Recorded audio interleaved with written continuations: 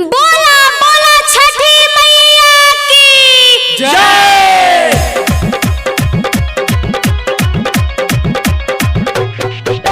छठी माई के व्रत करबै चल ना बाजारिया आहो पिया।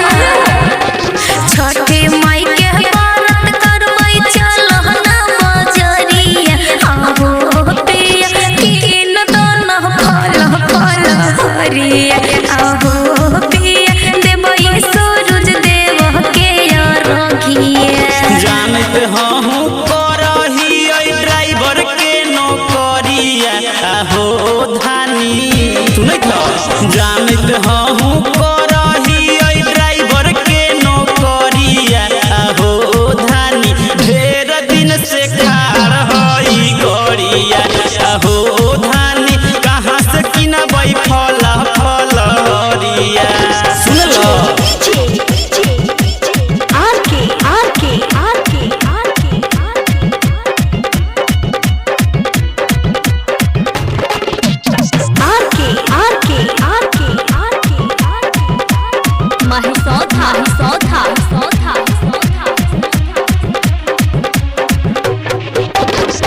हर साल कहिया कर दे हमाना।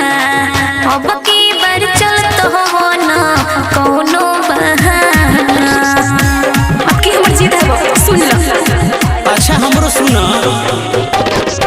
खर्चा के घर बही नई कर धनिया। जानत हो झेलई ढेर परसनिया।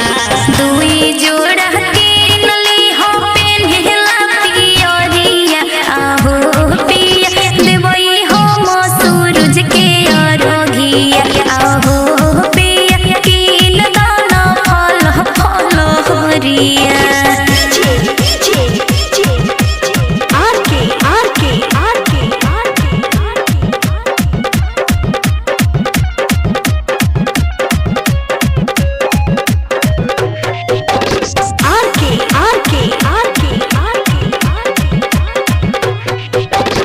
विक्रम के बगल में असपूरा घाट हवा। दौरा उठाओ जल्दी चलो ना मत हवा। सब कुछ चल गए।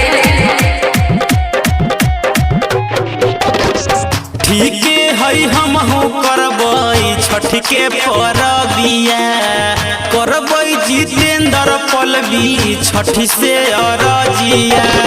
दुनु बेर रख देबै करबै हाथ जोड़िया आहो पिया। किन दाना फल फल हरिया आहो पिया। देबै छठ मैया के रघिया। अच्छा ठीक है चलो साथे व्रत करे के।